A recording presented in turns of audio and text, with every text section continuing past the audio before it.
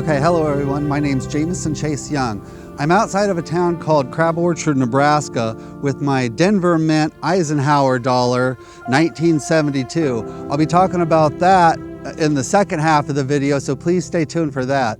But I'm currently in Nebraska Crab Orchard because here in 1972, a man was buried here. Some might call him the most beautiful man in the world. His name was Paul Swan. Paul Swan has a really amazing story. Like, he wasn't born in Nebraska, he was born in Illinois on June 5th, 1883, but he moved to Crab Orchard, Nebraska, a very little town. Like, if you look at Crab Orchard, you know, it's like just a few houses these days. If you go back to the 1890s when Paul Swan would have been growing up here, it was actually kind of a booming little community of several hundred people. But Paul Swan, he went on, when I say he was the most beautiful man in the world, he went on to be a theater actor, a poet, a sculptor, a painter. He also starred in several small, several silent videos of the 1920s. And they call him the most beautiful man of the world because, and not the most handsome, because he was like very flamboyantly, outspokenly gay. He wasn't the straightest man alive. And it's not exactly the place you'd think of a guy in the 1890s growing up to go on to be this big theater, you know, gay icon. Of his Nebraska home, Swan said in 1917, "My people are very orthodox and do not believe in the life that I have chosen. They believe it wrong to cultivate personal charm." But this is where Paul Swan grew up at. It is a nice place, but it's a very small town. I think a population currently in the 30s. When Paul Swan was here in the 1890s growing up, it was actually a thriving community. It had several hundred people in it. But he grew up in Crab Orchard. From there, he spent his teens bouncing around like different cities in the Midwest. And it was around 1906 when he moved to New York City. And he kind of started to get heavily into painting, sculpting, theater production, all that kind of stuff. And he saw this famous actress and he wanted to do a painting of her, and he painted this picture of her and he sent it to her, and she was so impressed and liked it so much that she commissioned him to do like 4 more.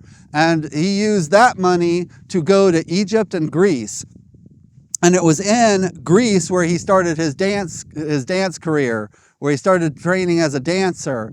And he went on to do lots of different dancing, and his dancing was super risque, like especially for the times, even nowadays. Like in Paris, he was like doing like full nude naked dancing, and even like in Paris at the time, the audience was just shocked. In 1915, he said, "Well, that's just because I'm the only man in the world brave enough to, you know, take off all my clothes and dance naked." And I can't speak for all men, but I guess for me, I can definitely say, yeah, he's braver than I am, because I couldn't do that. But yeah, he was a very shocking dance style. And it was in the 1920s, he became a silent movie actor. He was in several different films. One of them is the 10 Commandments that came out in 1923, the one where like Moses parted the sea. He was in a Ben-Hur movie in the 20s. He was in several different films throughout the 1920s during that silent film era. And it was in the early 1930s that he moved to Paris, and he did a lot of artwork. And this is a sad part, like a good portion of his artwork that he did in the 30s in Paris was lost because he ended up having to flee Paris during the Nazi occupation of Paris. So a lot of his good stuff that he did during that time period was lost. And when he came back to the United States, he took up residency in a studio in New York in Carnegie Hall. And from there, he was able to teach weekly dance recitals. But you know, the thing about his certain type of dance style, it was even kind of going out of style when he was learning it, but he was very persistent. He would never give up on it, and he kept teaching it over and over. And yeah, he passed away in New York in 1972, and his family brought him back here to his hometown, Crab Orchard, Nebraska, to be buried. And it was that 1972 when this Eisenhower dollar was coming out. 1972 Denver Eisenhower. These are really kind of special coins. They never really caught on the way the Morgan silver dollars or other coins did, but they have, you know, General/President Eisenhower's face on them. In the back, they have an eagle landing on the moon, kind of, you know, of the times, you know, we had just landed on the moon. And in the back, there's an Earth. on some of them. There's actually 3 different types. There's the one that has the earth on it, and you can see all the land masses. There's the one that has like an earth, but you can't see the land masses. And then I guess there's like a rare type that doesn't even have the earth on it.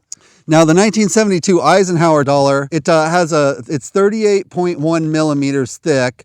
It features 3 different main types based on reverse die varieties. And its composition is it's nickel clad. It's a copper nickel clad. The Philadelphia Mint minted 75,890,000. This one, the Denver Mint, it minted 92,548,511. The 1972 San Francisco, the San Francisco actually minted some in silver, more or less as like collectors or for investing. 1.8 million silver ones came from the 1972 San Francisco Mint. And then the varieties that I was saying, it's like type 1, low, a very weak earth and back. Type 2, a weak earth, no islands off of Florida. And then type 3, high reference islands visible. The type 3, like the Denver one, is just the most common one. The San Francisco Mint that I was telling you about that minted some in silver, those are 40% silver, 60% copper. And even though they didn't catch on to the general public the way other coins have, but it was in 1972 when this Eisenhower dollar was coming out, and it was in 1972 when Paul Swan passed away and was buried here in Crab Orchard, Nebraska. And I hope that you find these videos interesting. I hope you enjoy them. If you do, please like and subscribe. My name's Jameson Chase Young. This is Coins and History. Thank you.